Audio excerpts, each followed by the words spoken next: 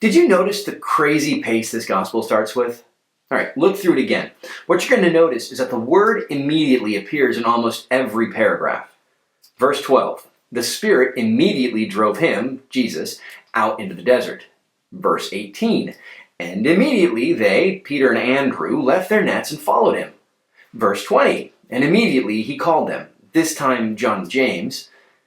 Verse 21, and immediately on the Sabbath he entered the synagogue and taught.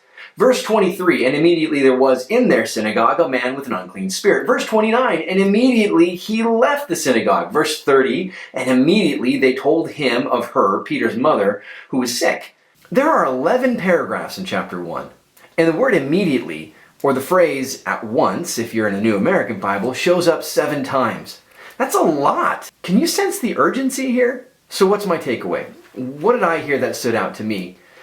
Well, I guess what I'm hearing God speak into my life, and what I think He might want us to hear as a group, is that once you think you know what God is asking you to do, you do it. Yes, you pray and you discern, but not forever.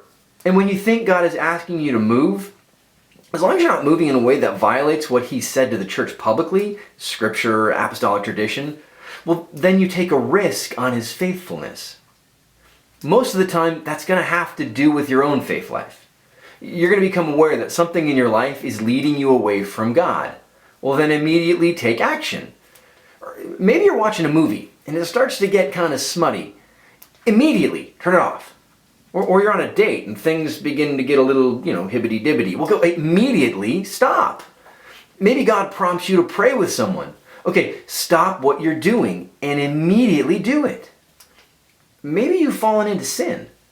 Well, rather than wallowing in it for a couple months, immediately confess it.